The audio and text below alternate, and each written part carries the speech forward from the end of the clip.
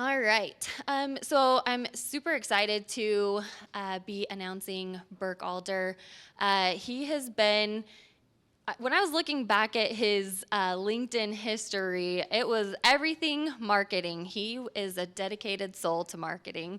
A lot of people you see kind of hop back and forth, but almost every role that I was looking at, he had some sort of involvement in marketing. So 18 years, more than 6 stellar tech companies, leading marketing for many unicorn tech companies with solutions trusted by Fortune 100 brands. And if you haven't seen his LinkedIn today, he just announced that he is now the CMO of Virtuous. Let's give him a round of applause for this new role. Super exciting.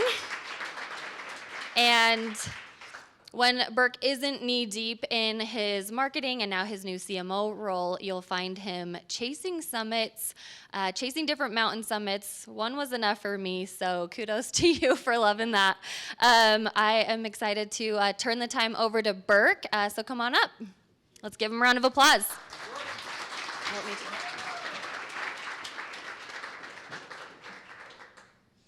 Give us 2 seconds to swap out our screens.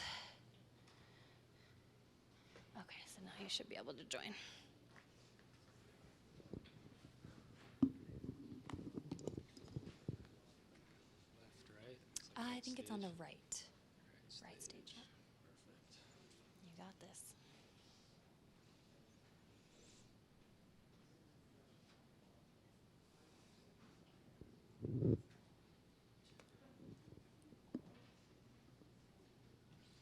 Perfect. You good? Okay. Good luck. All right, everybody. It's a privilege and honor to be here with each of you. I'm just someone like you. I was in your shoes. Someone had to give me a shot, and that was Chad Jardine. He actually was my first boss.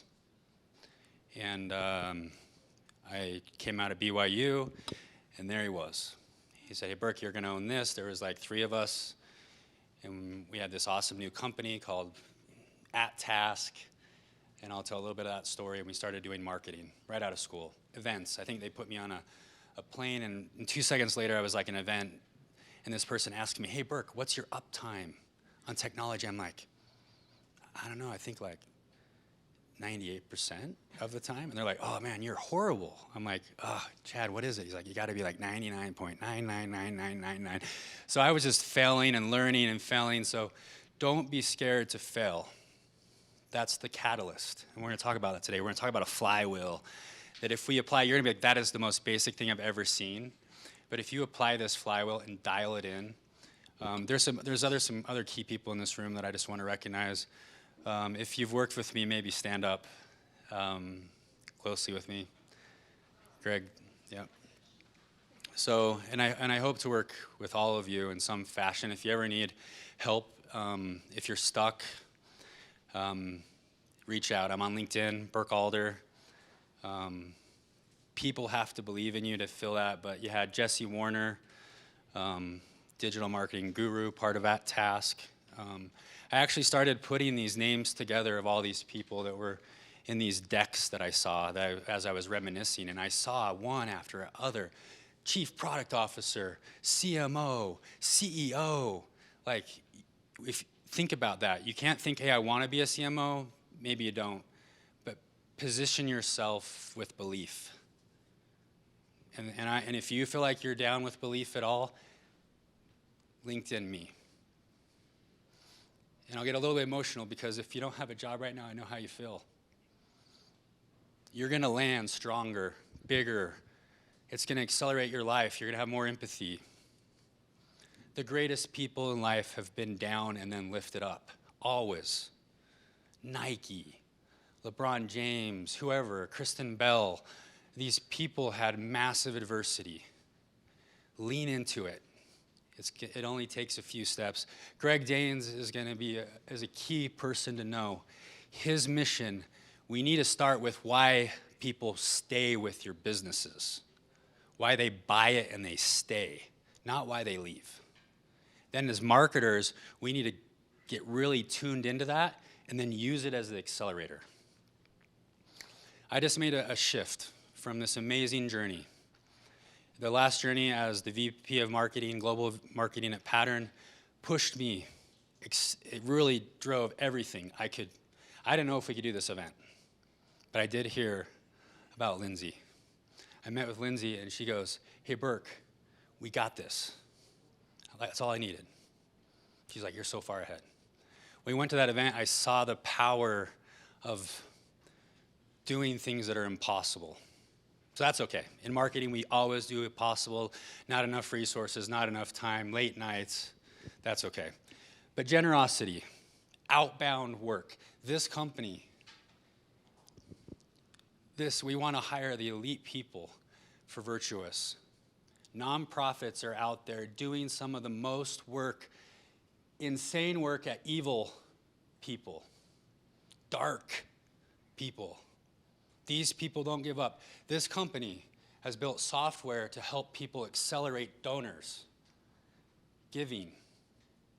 Their mission is generosity.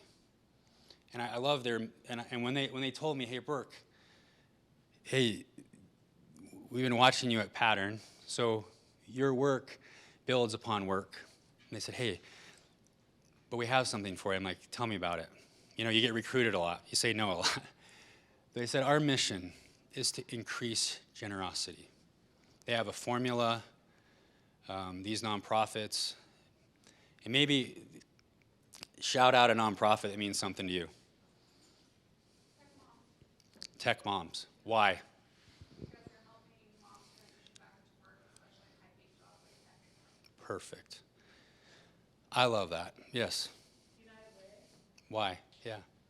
because they're working on helping kids early on rather than catching their problems later in life. I love that. I mean, this is pretty impressive. So if you're looking for something, we have open jobs. There'll be open jobs. Let's keep on building a relationship. I said, hey, when Utah finds out about this company, it's going to be amazing. And the world is light because of these nonprofits. So super grateful. Generosity is the mission. We're going to talk today. We're going to talk about pervasive problems. If you can find the pervasive problem, something that keeps something up at night. But these nonprofits, amazing programs, they lose 50% of their donors every year. So they have to start over, right? In technology, we couldn't do that, right, Greg? We'd be out. So they actually retain and grow their donor base with a personalized approach, which is pretty awesome. Has there been anyone that's donated to like a nonprofit? Yeah. Who did you donate to, John? Yeah. And why? Yeah.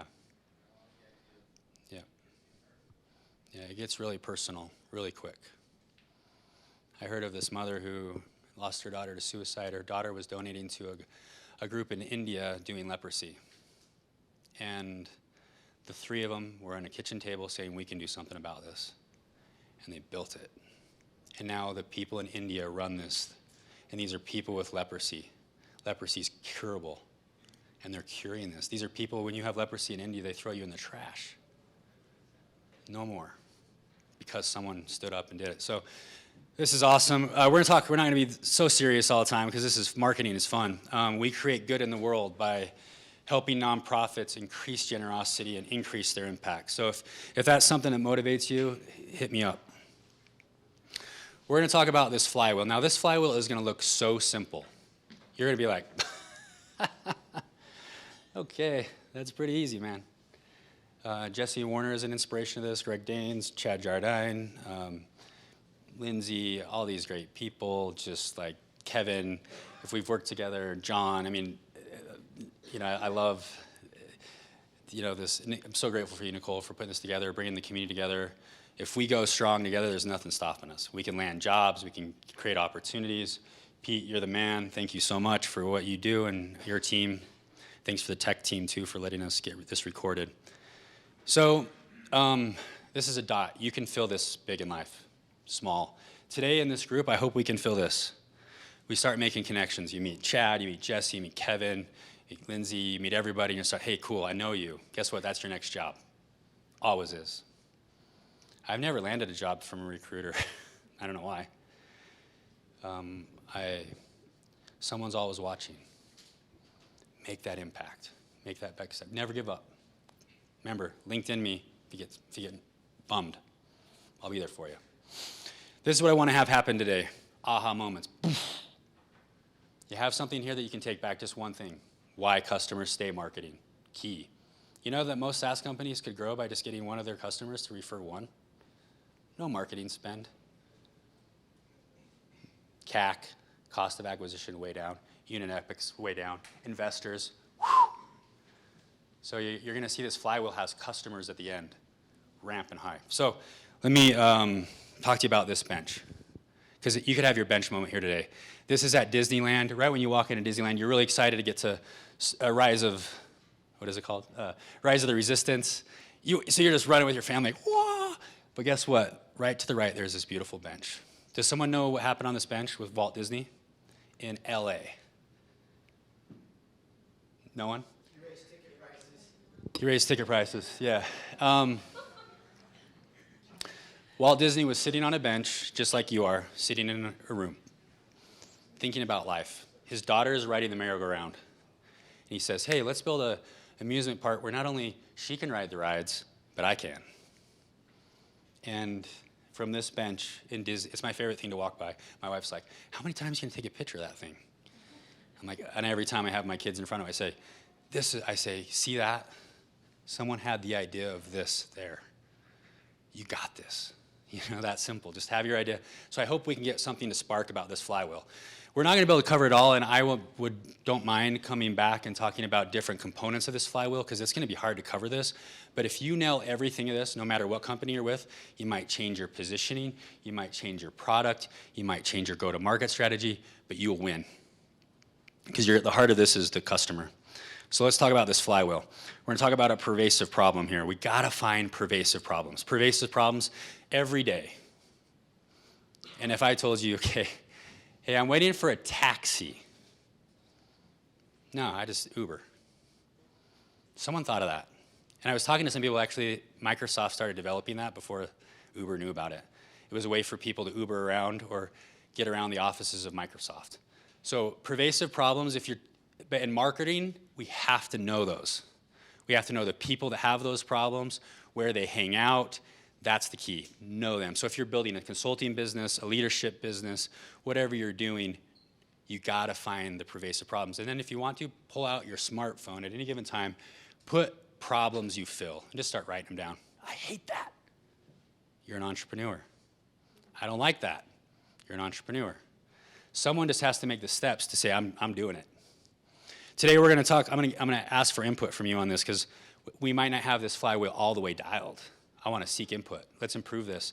Let's make this the Silicon Slopes marketing flywheel, where we roll.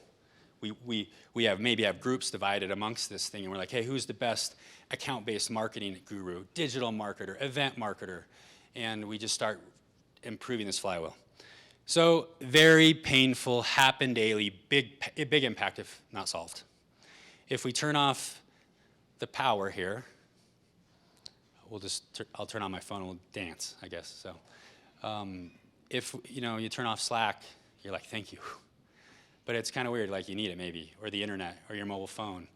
Or those are the things that these entrepreneurs get really tied into in the story. You know what I love about technology? Even if you were good last year, you can't be good. You got to always be good. Because if you're not, there's another entrepreneur sitting out on the bench. He's like, I hate that. So start writing down those problems. Now I'm going to get a little personal, because I want to, so grateful for John H. Gibbon. 1953, he validates an idea with the bypass machine. 23 years grinding at that bypass machine. 23 years. I told my son, he's trying to draw this raccoon, and I'm like, he's like, Dad, it's not very good. I'm like, how many times have you drawn it? He's like 7. I'm like, you know that the light bulb was like $999? And then and I'll tell you a story just right now. I said, John H. Gibbons, 23 years to keep you alive.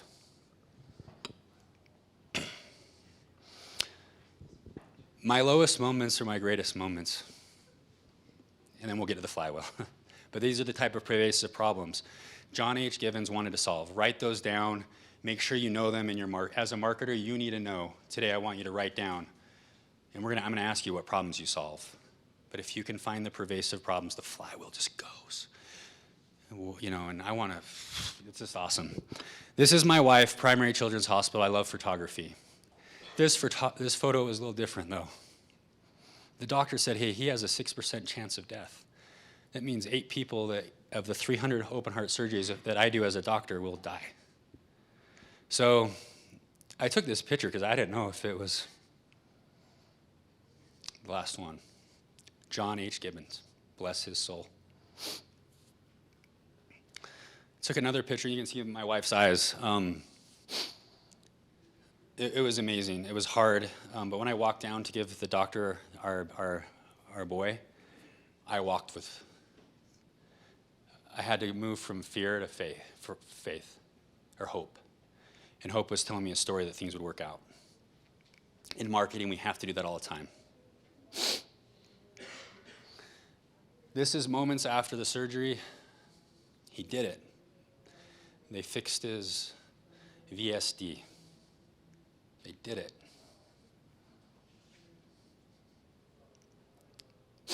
This is this little boy. 23 years someone grinded at a problem. Eddie Alder. So I said, Eddie, you got to do more than 5. In marketing, we've got to do more than 5. We might have to do 25 experiments to find the flywheel. At Pattern, we were trying to get digital marketing really to work. It wasn't working. Ben Matson is at 123% of quota. He figured it out. This is the man that did our surgery. He was the most blunt, straightforward person you've ever met. Thank you, because he helped prepare me. So, pervasive problems, and this is my son, 7 years old, baseball player. Pervasive problem solved by a bypass machine. So figure out, we got to get that. That's the first part of the flywheel, the pervasive problem. So what are some of the pervasive problems you all solve? We'll kind of get everyone involved in this. What's a problem that, like, as marketer or a business owner, you solve? Yes? No visibility for the company. Low visibility? Zero visibility. For what person? Who doesn't get that? Yes. Yeah. I'd love that. Visibility is like a very hard thing. If you have to go and mill around multiple silo things to do stuff. Yes. Okay. And what kind of brick walls are you talking about? Tell me a little bit about that. Yes, for the ancestry, right? Instead of going here to start up again, and they can't type another note, or they can't send a record. Okay. And once you do that, like, that's great. So you found this pervasive problem. What's your role? So I think product marketing. Okay, product marketing, perfect. So you're trying to figure out, like, hey, how do I help them make that next step? Let's raise the hands. Who's in? Is everyone here marketers? Raise your hand. I guess everyone is a marketer, but well, and then we'll do the function thing in a second. Anyone else with pervasive problems? Yes, Mitch. Suffering in silence. Yeah, people not, there's a lot of people Yeah. suffering. Yep. Everything good from the outside, and Yeah. stress, anxiety. Yeah, and Mitch is a good friend of mine. If you ever want to talk about consistency, he was consistent every day to try to solve a problem, which he believes that he can flip someone from that pervasive problem to belief. And it gets a little weird. You start reading stuff on LinkedIn, you're like, why are they saying that? That's super weird. Like why? It's like, you know what? Because if you actually tell someone you need help, like if right now, if we learned that one of you needed help with a job, we could get you a job. But if you're in silence, we can't. Love that. Thanks, Mitch. So we're trying to find those pervasive problems. Now this is the 2 flywheels. It's really easy. You have to find a resonator. You have to build a resonator. Now, this is a marketer going, well, yeah, I start putting up Facebook ads, Instagram ads. It's really easy. I just put these up. It's easy to get a digital billboard, start throwing stuff up. But we gotta really, and there's a book. This comes from a book called Tuned In, the greatest marketing book you ever read. Tuned In. Like, it teaches, Jesse and I wrote it, we read it together.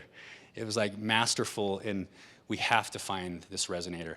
Once you find the resonator, that's a product or service that sells itself. Now, it was fun. I put that on, I don't know if she's here. I put it on LinkedIn, and someone says, hey, Burke, that's not true. Our product and service can't sell itself. It needs marketing. I'm like, you're my people.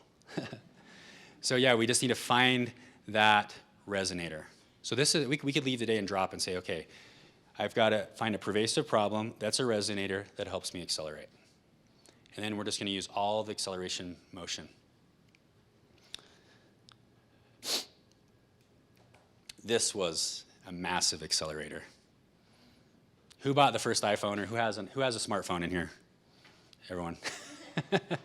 Yeah, we're going to talk about that, how important the TAM is. But I was reading an article on LinkedIn that actually, at first glance, even Steve Jobs didn't think it would work. So he had some other people on his team that believed. They wanted to grind toward the vision of the phone. GoPro, I love GoPro. You can, and I know the smartphone's actually taking out GoPro, but I'm going to go back to GoPro in 2008. But I could, the first time I could take this thing and dive in the water with it, ski with it, put it on anything, connect it anywhere, and it wasn't that much money. And it was this awesome, pervasive problem.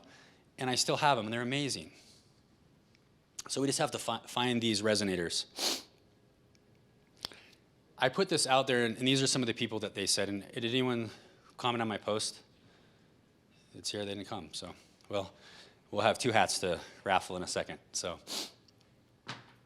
what are your favorite products and services? People on LinkedIn said Apple Card. Soup, it feels good when you pull it out. You're like, oh, yeah. And it's really easy to use. Quick Quack Car Wash. Amazing. You know, like, you remember the old way we had to go put, like, you know, swipe your credit card in and go find 8 quarters, and you got like 2 minutes and you're washing your car. So some entrepreneurs like, yeah. And then you can go to these very expensive, high-end, $20 car. So there's like do-it-yourself or high-end. And someone's like, you know what? Let's just make it like easy. People pull up their car. This is all it is. So now, how well can Quick Quack? Now it sells itself almost. You watch people in line just cleaning their cars. And they're actually listening even more. Now they have towels. Now they have vacuums. Like everything that you hated about washing your car, now it's like you can feel nice and clean anytime. Drive there twice a day, 3 times a day. So I love that kind of stuff. Any other products or services that stick out to you that are resonators? I'm going to hit up Greg Danes. What's one for you? Okay. All right. Anyone else that has a product or service that resonates? It's so beautiful. DoorDash. How come? Yeah. Okay. Yeah.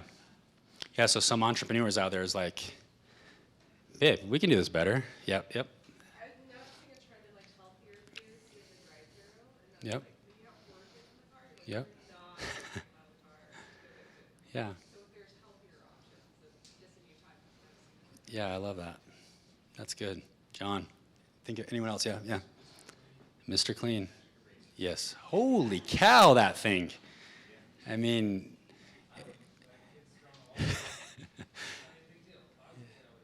yeah, you can do it with anyone. You're just like, hey. I mean, I was reading like, hey, how do you clean the LCD screen? You use a magic eraser. You know, how do you run faster? You put the magic eraser in your shoe. Yeah, Mitch. Utah's local free laundry service. Okay. I don't do my laundry anymore. I put it in Okay. on my doorstep. Comes back 2 days later. All right. Cool. That's awesome. Anyone else on these pervasive problems? Yes. Okay. How come? What is it? What is it? How come it resonates for you? You can quickly cook your chicken breast from frozen to a perfectly tenderized crispy chicken in like 25 minutes. There you go. So this is the weird thing about marketing is like we just start there. You find your advocates. You start asking, hey, why did you stay? Greg Danes. Hey, why'd you buy that? Da-da-da-da-da. Is marketing that? What's crazy about this? Most times, no. Marketing's trying to do, and they're like, I'm already sick of that message, Burke. We got to get a cool one. We got to get another idea. I'm like, nah, you just got to stay. Marketing, because not everyone knows you. And so you have to have this very sticky idea that stays long. So when you think it's boring, make it more clear. The more clear you get, this would be an indication of that. Traffic's increasing. Conversion's happening. Because you're getting really dialed into the problems you all just talked about. All right, so we've talked about the flywheel. Here we go. You ready for the whole thing? And we'll just talk through this. It's pretty like, oh, that's duh, Burke. Like, that's the simplest thing I've ever seen. Ask yourself, when was the last time you were in one of these sections, learning and failing and optimizing this flywheel? So, here we go. Problems. Pervasive problems. Solutions. Addressable market. I'm going to tell you the story of Workfront. $1.5 billion exit. Thanks to Jesse Warner, Chad, all these amazing people that built this thing from the ground up. Amazing. Personas. Jesse Warner is the key to this. I love it. He's always like, hey, Burke, who's the persona? We got to go after the persona. And I'm going to actually show you some persona work Jesse did at Workfront that led to like this amazing outcome. Oh, sorry, I jumped too fast. Messaging. This is key. There's a simple framework you can put together for messaging. And once I worked with Kevin on this, once we got it dialed in, everything we do goes off of this. You're like, hey, why are we saying something over here? Because if we do every message out there relevant to our problem we're solving, that's our podium. Get up and stand on it. Hey, I'm solving this. Messaging. I jumped in with Greg Danes was at when I started Jolt. He's there. Him and Matt is his friend, and they're just like, hey. I show up and he's like, Burke, check this out. These are the reasons people are staying. This is the industry they're staying in. Their high retention rates. This is the message. I'm like, you just did my job. Thank you so much. But those are the people in this room. That was my bench moment. I'm like, Greg, this is it. We found it. And we started like really quickly within like, we tweaked the message. We had three components: team accountability, digital food safety, and employee performance, and that was it. And all of a sudden we closed McDonald's. You know, all of a sudden we're in the restaurant space, just because we're following this personas, messaging. Then we're gonna talk about stories. If you tell a story, if you can find the problems you solve and just tell it as a story. If there's like those three, and I'll show you a few examples. There's 3 problems we solve. Here's the story. And when I showed up at Pattern, the first person says, hey, Burke, let me tell you this story. And then I hadn't really everyone says, oh, marketing's about storytelling. I'm like, and then you have people say, no, it's not. But I'm like, it is. Because you won't remember really anything I say. Hopefully we can get this flywheel dialed in. But I hope you remember just one thing I've told from a story perspective that helps you remember it forever. But that starts creating momentum. This is really hard, but it's so simple. But we don't stay there long enough. We don't. We everywhere I go, it's like, oh, we're kind of there, we're almost there. But when we get dialed in as a marketing team there, we start rolling.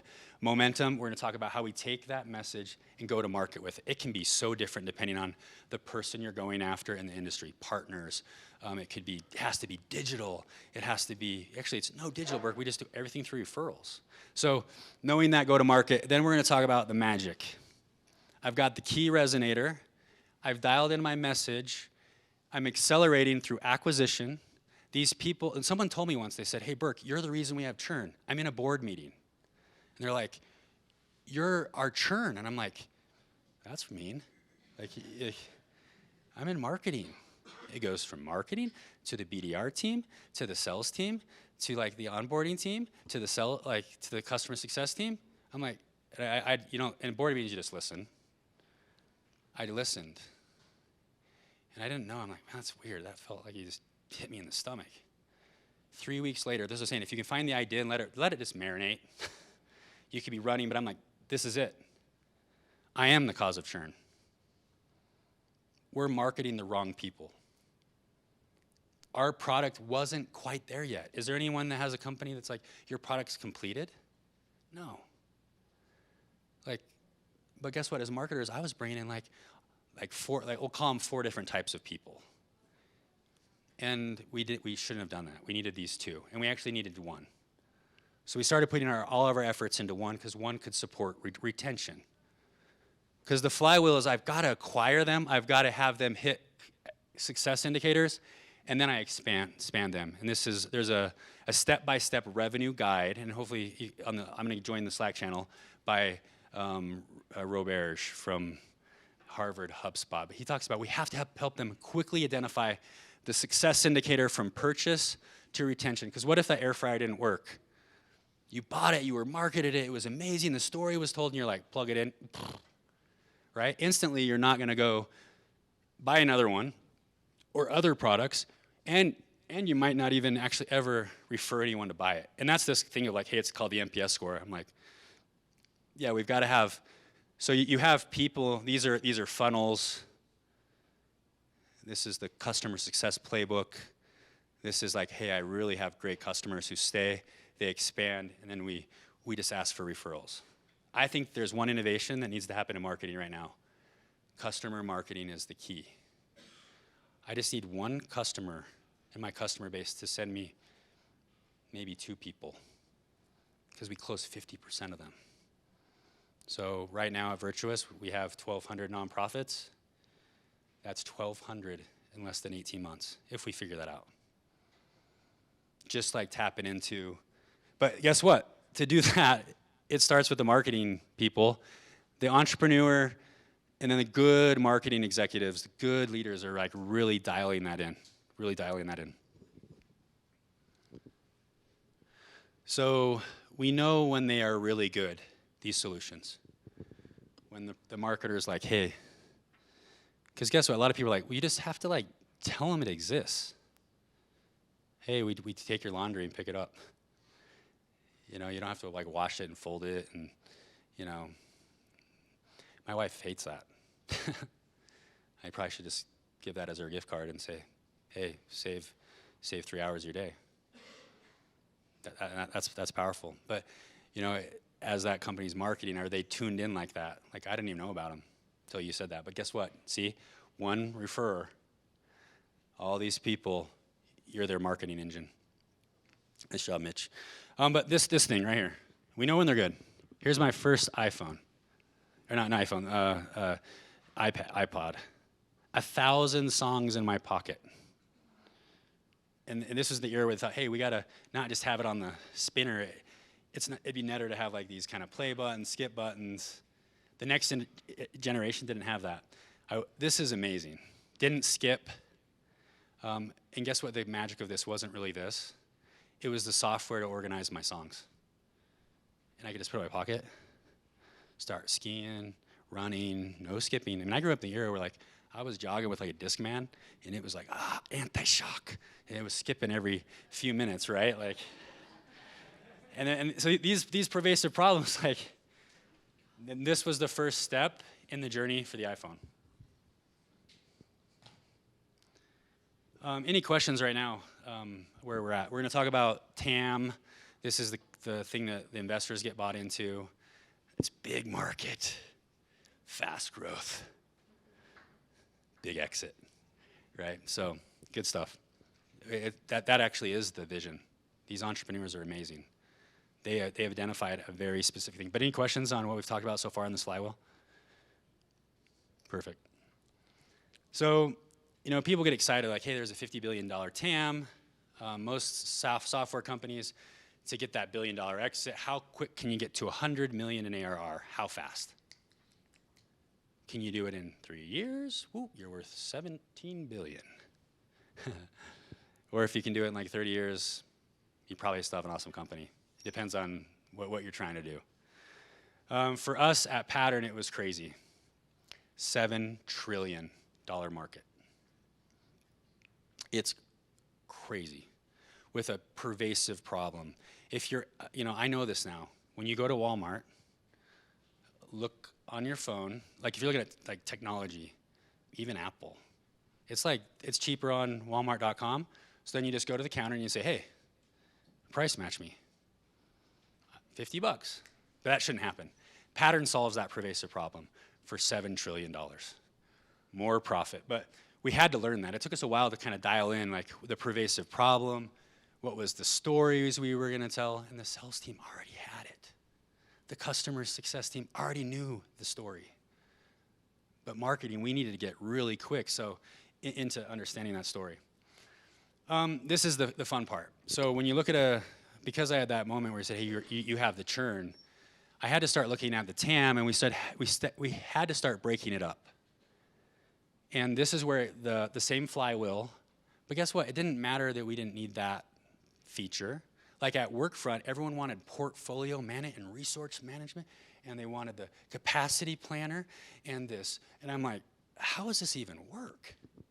Like Chad and I are marketing, we're like, everyone says we don't have that. Like, I'm like, how would that even work? It would take like hours to capacity plan. But that was a key component in one segment. And we were losing. Gartner says, oh, you got gaps. And we were losing. But guess what? Then we moved into a segment. A CEO joins and he goes, hey, Burke, hey, team, what is the best segment we can grow? And usually you go back to the original DNA. Like the founder, like Scott Johnson, was like building a task tool for marketers. But my boss tags me, I'm a senior product marketing manager. He says, hey, Burke, I want to do all this analysis. I'm meeting with him weekly. He's giving me this like rocket course on how you do this. Like, I'm failing. Hey, is this it? He's like, this is it? I'm like, okay, first we got the framework. So we started dialing this in. What is the best segment? So ask that question for your growth. That's what he asked. We did some research and we found marketing. And so right here, this is really boring stuff. Like this is super ugly. It's not really cool looking, but like it's the power. Like we knew that we had to be reactive in portfolio management. We thought, we went into our base and we're like, the product fits pretty good marketers. And there was no Asana at this time. There was no Monday.com. See, watch out. There's these entrepreneurs. They're like, hey, people don't want like complicated stuff. But there is a use case where massive teams really do need work management software, like at Task, Workfront, and now Adobe owns them. So we had to say no more to that segment, and we started doubling in. We started building out this go-to-market team for marketing. And we said, hey, that's the spot. And so, we started doing the go-to-market strategy. We knew the stories for the marketers. And then we moved into this kind of persona, and I think Jesse worked on these, so I'll show you these a little bit. But a lot of times persona docs can get kind of boring, but even Jeff Allen, shout out to you, Jeff, if you're out there. He was really good at this too, but we knew that these people had like kind of four main stories. This was the marketing director. He's like, hey, my goal is to protect my team from distractions. So we knew the core idea, and then we had, here's his problems, here's a case study of someone like them that we solve. So that was pretty good. Then we moved into, hey, my boss knows exactly what's going on, visibility, bringing everything in one place, visibility. So this is another marketer, their value props. Here's the team lead, Chaz. We start really figuring out these names of these people. I just came back from my first week in Phoenix, Arizona, and they started telling me about these personas. These personas became people that we have to know and we have to solve problems for. So you kind of get it. So we move on to personas, then we started moving to this messaging framework. This is like the most difficult but most easy thing about it. Once you get this, everything in your event strategy, your content strategy, your digital marketing strategy, or your account-based marketing strategy, because we know that's why they stay, and we know that's why it works. So we started wanting to get kind of creative with this, because how cool would it be if you did messages that had like words that meant something? Like, instead of just saying too many emails, email limbo. Wasted efforts, reinventing the wheel. Have you ever felt like someone just comes to your desk and's like, dump truck, hey, have a good day. I need those done by tomorrow. Driving with the parking brake on. So you can visually feel and connect. Here's the second book, Made to Stick. That's the book. I think I have it in my backpack. I've ripped it and read it and studied it. Don't have it, but if you write down the principles, know the stories, it's just about telling a story. Every Super Bowl commercial that wins is amazing, is basing off these 6 concepts of Made to Stick. But any questions? So we have the marketing problem for the person, poor visibility, you mentioned that for them, poor collaboration as a marketer, and then poor personal and team productivity as a marketer.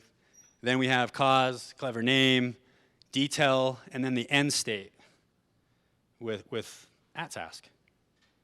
Everything we write, blog posts about this, thought leadership when we speak, hey, here's our 3 things. This is how we solve. We don't go from it. Everyone's like, man, SEO is so hard. I'm like, no, it's not. Let me show you.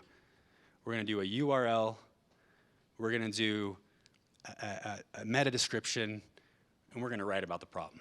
Because everyone starts searching these problems. It doesn't matter if only 5 people search it, because guess what? You're going to have the solution. They're going to come to you. Acceleration.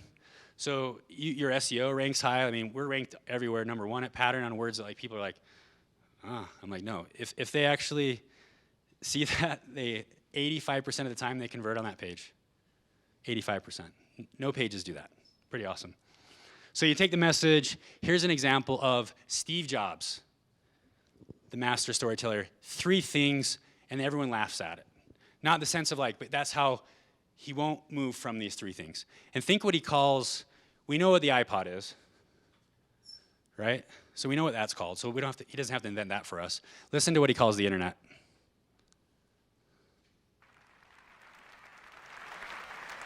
So, 3 things. A widescreen iPod with touch controls, a revolutionary mobile phone, and a breakthrough internet communications device. An iPod, a phone, and an internet communicator. An iPod, a phone. Are you getting it? These are not 3 separate devices. This is one device.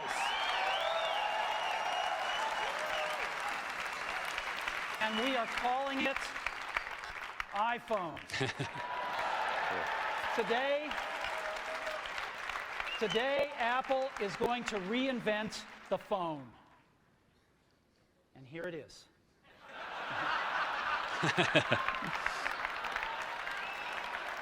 No. Actually, here it is, but we're going to leave it there for now. Woo. I love that. That was my favorite part of that intro. So now everyone knows what that is. Now it gets really competitive. Now there's Peloton. People riding their Peloton bikes in their house. Anyone have a Peloton bike? I do. Oh, wow. So here's Apple's next. We know what the iPhone is. Guess what you can do with this? You can become fit. You don't need even a Peloton bike. You just need your house. So here's the next message. But did you see he stuck there 3 times? All the messaging framework is probably 3 stories for every persona, not more. And then I just have to learn the really good messaging for those. I have to tell them, and I have to make them sticky. Sticky would be like you ask that same person if you want to test them, like call them up a month later and say, hey, you remember that story? And if they can tell you it back, you won. All right, okay, what was the core message, you think? It's just the iPhone. I have thousands of apps. They want you on that subscription. It's like $9 a month, $5 a month. But as marketers, what do you think? Yeah. Perfect. How do they show that? Yeah, like you represent rocks. We know what a rock is. So they get really made to stick. They eliminate the curse of knowledge. Here, okay. So we take that message and we start building our go-to-market functions. So we're now all the way here to the GDM, and we're almost done. The last part's pretty quick, and then I'll answer some questions. So we at Workfront, we started seeing massive traction in this marketing segment.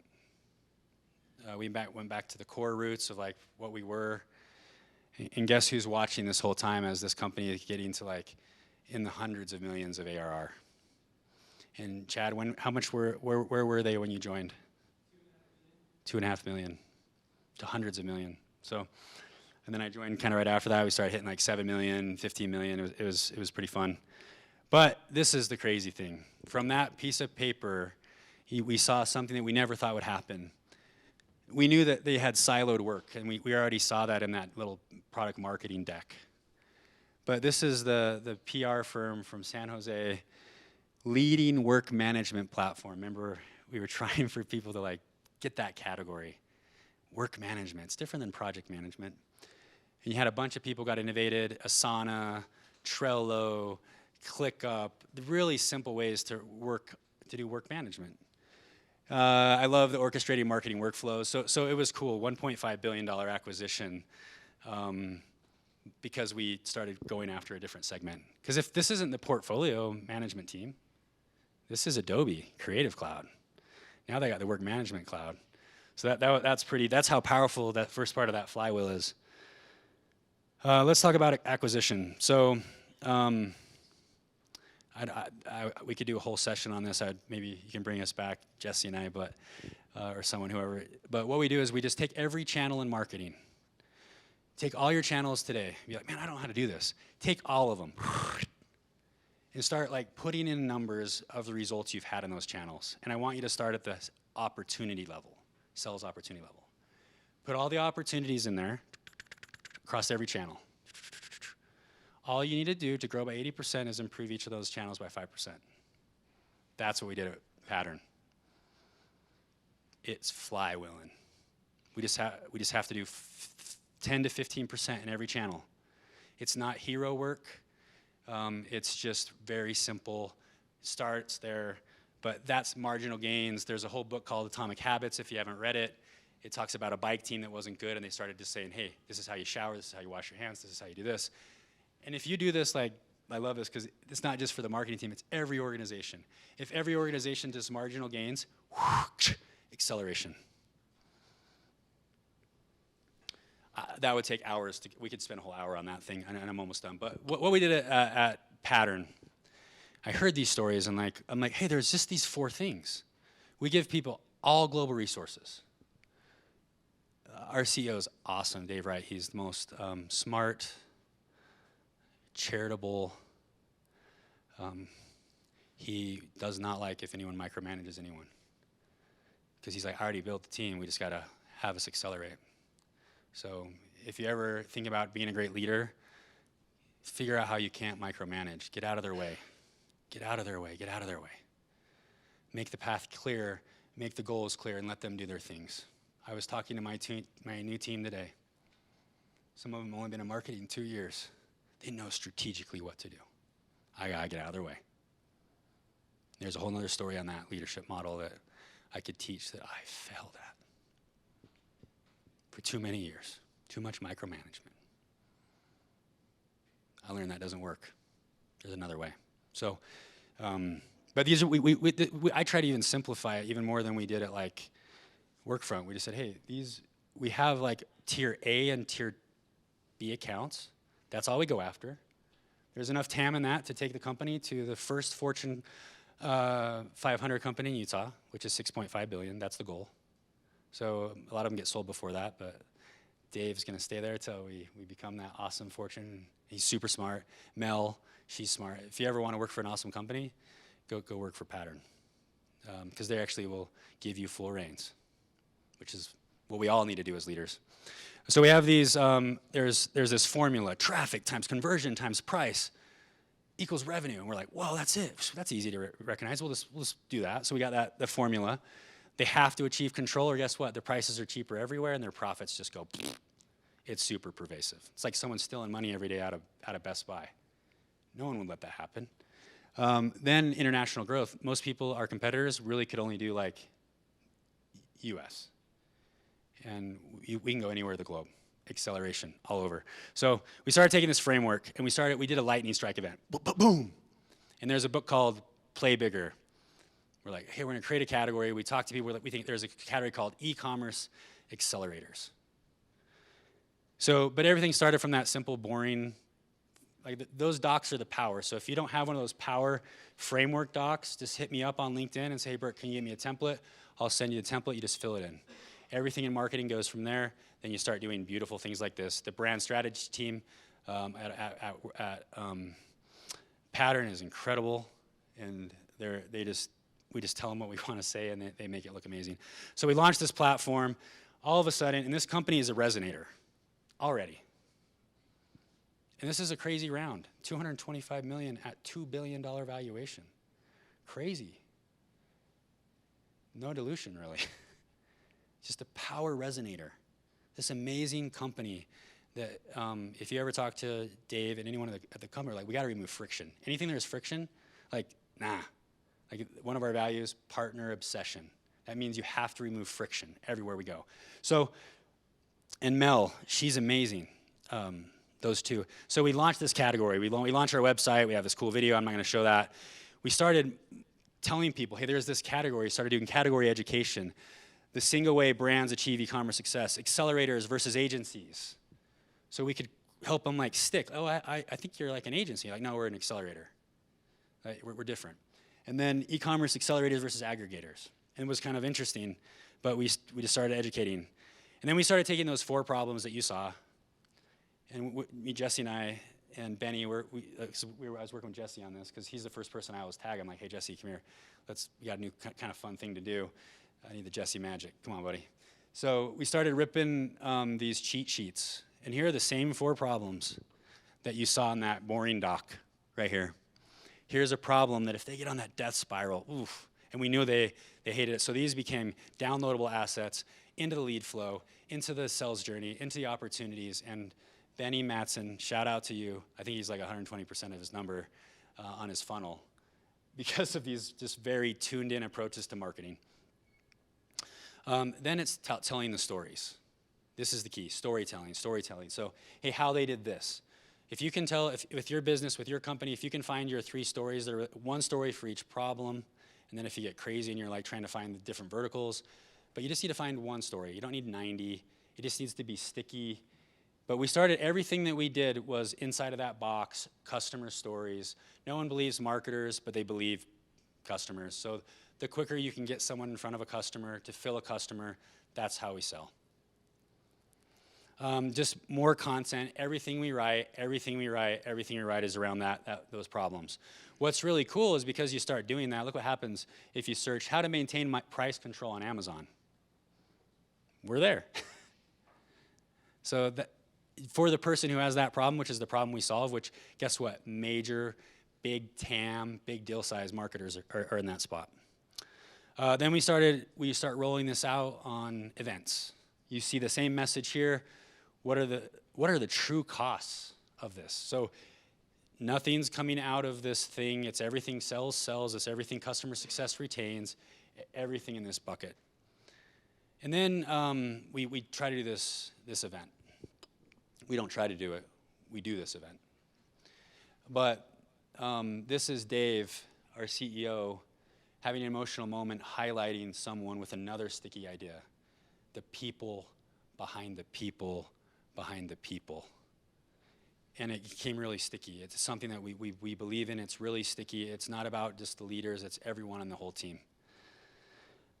This was the team that put this on, and there's many more, but I felt bad that I was in some weird Miami Vice jumpsuit, but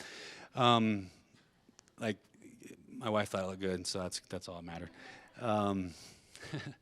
But this is the amazing people that did this impossible thing. That it's going to be amazing this year. So if you haven't come, they've already got you tickets. But we got Michael Phelps. There's Jessica Alba. She's amazing. She's coming. So I would go if I'm a marketer just to learn their insights, their journey. Hit up Lindsay if you really want this, or even if you need special things, just hit me up, and I got that cool Burke Alder code. So not as cool as Lindsay's though. So we've talked about this flywheel, retention, why customers stay. Greg Danes, if you're wanting to really dial that in, he has a solution for this. You take all your data and you work with Greg and he tells you kind of, hey, this is why people stay. These are the verticals you go after. You start doing the messaging framework on this and you start winning. So we talked about that. And then we do have a new role available. It's a senior digital marketing manager. It's available anywhere in the United States, where Virtuous is a remote company. I didn't really ever believe in that. How could you be remote? That's crazy, right? And all my whole team's remote. We just have to spend time kind of building together. So if you're a senior digital marketing manager and you're really good at that, hit me up. We'll have more roles coming too. This company is really cool. But the mission of Virtuous is why I'm there. It's why I left Pattern. Yep. And then that's it. So I want to turn it over to time. But this company, I would love everyone to be part of it. If you have a nonprofit, it's like you want to help it grow. I want to create a cool community of people really passionate about nonprofits. Maybe I work with Silicon Slopes to do this, but or someone. But any questions? And then I'm going to talk to you a little bit about this and give these. I don't know how we do raffles, so someone can help me with that, I guess. Any questions? I'll go back to the flywheel. Yeah.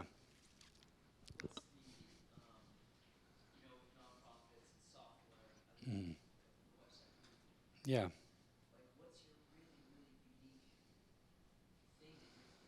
Yeah.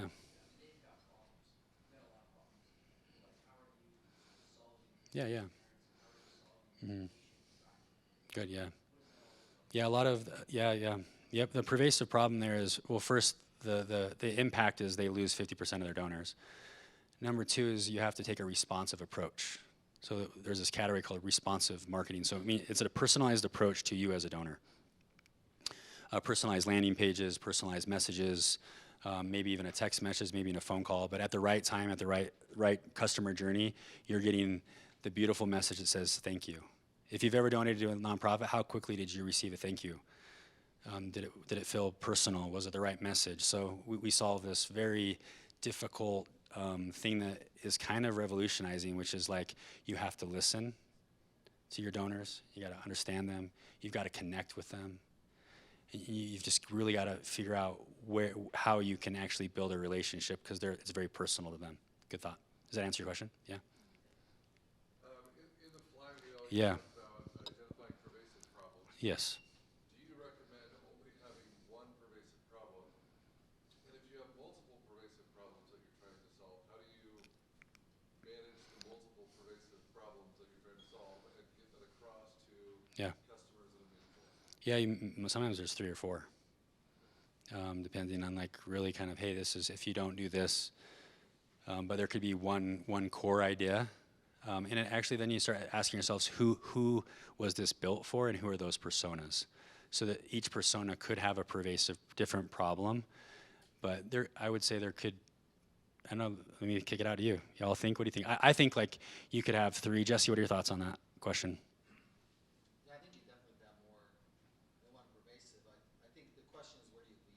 Yep. And it's probably a little different than the prior personas you're going after. Yeah. And maybe even a little bit of discovery. Yeah. So that's what I do. It's like, okay, we solve these 3 problems. Which one do you resonate? Which one do you have? Exactly. Let's really focus in on that problem. Yep. That's probably going to win the deal. The other ones maybe don't matter. Yeah. Would you essentially then have, if you have 3 pervasive problems, Yeah. have 3 different flywheels? No, actually, yeah. If you were to say, hey, there's a go-to-market strategy for each one of these, you could say, hey, for this persona and this problem, we probably need to have the stories, the messages, the persona, the go-to-market strategy, because it could be different. But if it's really kind of the same product, so it might just be the same flywheel. I just have inside of that flywheel, I have 3 personas. Yeah. Yes. Okay. Yep. Yeah, thank you. What's your name? Heather. Hey, Heather, thank you for coming. So question for you, how do you know when to expand to more segments? So in other words, when you said to focus on a specific segment, Mm-hmm. how do you know when then to expand? Because you're trying to be really focused Yeah, some initial traction. I think like, hey, we're winning, and if you can actually put some more fuel on it, like, and that's because usually that segment has really strong retention, and that's where that segment needs to have strong retention, because SaaS without retention is death. But so I think you're trying to figure out like, hey, we're kind of, because what's crazy about it is like you probably still have depends on if you've like, I've already used all my fuel and there's nothing, but anything you would add to that, Greg?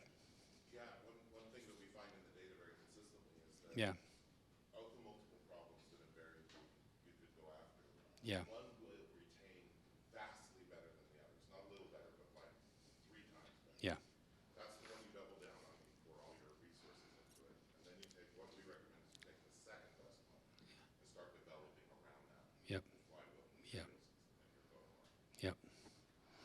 And that's the Workfront like journey. It was crazy. Like with the portfolio, people were so like crazy, and then so thank you for the insight. Anyone else have any insights on that? What would you do? Yeah. Quick Oh, comment and question on yeah, that. So there's this big misconception in marketing that yeah, B2B marketing, B2C marketing are different. What I'm hearing from the Flywheels when I've been working with B2B companies is there's a story yep, around your customers, and that's the story you tell. yeah, Say you're selling what Patter was selling, or you're trying to find yep, a C-suite executive to buy your tech stack. yeah, So when you're telling those stories, you're talking about the data shows. yep, How are you? I might know the answer to this, but I kind of want to hear it from you. yeah. You're the expert. No, just one of you. I love all of it. Yeah, But how are you coming up with those stories with your content team, and then how are you yeah, creating that momentum and that messaging to get that out? yeah. One way that Kevin and I just did this 2 weeks ago. Kevin, maybe explain what we just did to find these stories. Yeah, we got in a room with the. And I don't know if I need to put it up there. Sorry, I should have been passing these I around. can just talk about it. Okay, all right. We got in the room with the founder of the company and a few other folks and went through um, the personas, the messaging, asked questions, and we discovered just really just getting in a room and working through it. What were 3 sessions, I think? 3. Mhm. So we probably spent 5 hours together in the room, um, hashing out why are they here. These are things that probably they haven't thought through a lot of the funnel as a founder. When initially they start the company, they probably know all of these things. But as time goes on, you start getting distracted and losing sight of your customer maybe or the original value prop that you had. So yeah, we had a series of questions and Yeah, they followed a lot of this personas, messaging, stories. Just doing the work yeah, instead of just sitting by yourself. yep, yeah. I love that. Some of my favorite questions to ask them, because like so many people, like you have to be best friends with sales, and actually even more important, you have to be best friends with customer success. So I get those 2 people in the room and I say, hey, what didn't they like for customer success? What didn't they believe that we sold them? Okay, that's not good.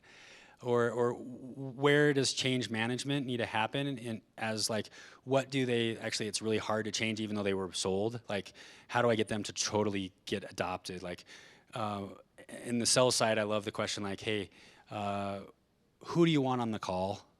You're like, hey, this is who I want. Who's the second person you want? Who messes up the deal? And so now I know all these people that like, if I truly develop messaging, so guess what my content strategy like 4 doubts people have. And now I'm sending this information in a blog written form to someone who's like, we already know they don't believe it. And so we start asking I think I have 6 questions. If you message me, I can talk about those. Yeah. So I think there's 6 questions.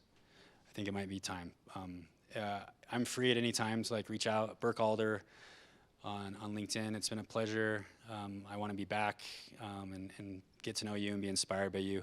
Thank you for your comments. If I don't know you, would love to. The person sitting next to you is your next job opportunity. So make sure you network really good. Thank you.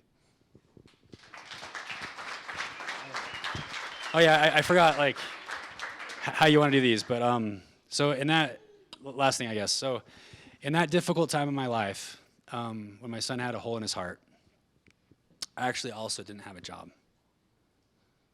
That's fun. So now I'm down on the floor, and this kind of concept comes to me. It's an eagle with lift that, like, actually wind gives you lift. So as a little kid, I always wanted to create a brand that meant something. So I always want to tell kids, anyone, the sun will rise. And when you do, you can light up the world with this. Like, so it's dark and it's lit. So it's like, I wanted to, I don't have very many of these. I mean, I'm just kind of like, these are my passion project. So these are one of a kind. I don't know how you want to do these, but I'll let you. Yeah, who's been looking for the job the longest? I don't know. Makes it a little bit more obvious when people want to network with you afterwards as well. Are the first to raise your hand? 2 months, okay. 4 weeks. 5 months. 2 months. Over here. Yeah, hey, we'll come up here. Yeah, so are we still recording this, or is it still going?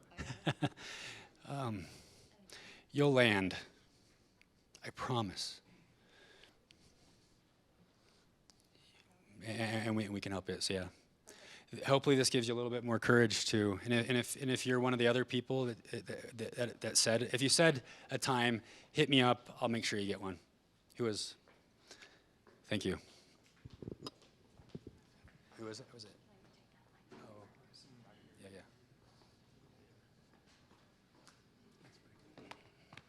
You got this. You should pick that. Yeah.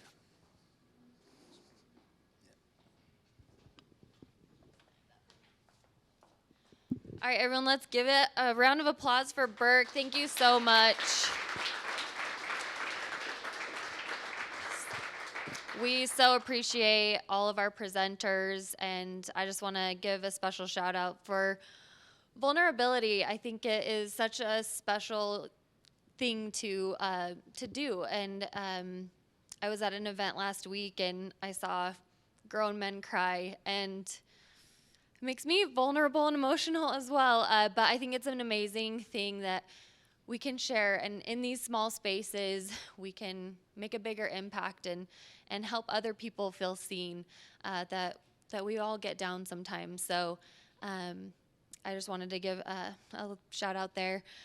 And especially for donating time, these people who come and present, spend time creating these presentations, they want to pour back into this community, so we are so grateful. And if you have people who you want to recommend, who do you want to see come up on this stage and share their voice, we'd love to hear about that through our Slack channels. Networking, we're going to do that right after this, so if you have time, if you have to go, we totally understand that as well. But feel free to use this as an opportunity to network, get to know more people who are in similar categories in marketing here with you as well. And don't let it end here today. I see too often people network and then they leave and maybe they see you again at a future event and you try to pick up from there. But follow up. Connect with these people on LinkedIn. Send them a message. What did you enjoy? What did you take away from all of Burke's amazing message? What was your favorite part? Start those conversations. See how you can connect other people. If you know of opportunities, get these people their next job. Please also grab some food on your way out, especially the fruit. Again, we're so grateful for our sponsors. The next event is Tuesday next week, so we'd love to see your faces again if you have the availability. It's at 11:30 at Kiln headquarters. Stacy Taniguchi will be speaking about how to thrive and living an intentional life that will change how you work and how you live. So we hope to see all of you there, and feel free to bring a friend. They don't have to be in marketing. We can expand beyond that. We love to just provide additional help and support. So thanks again, everyone, for being here, and go network amongst yourselves.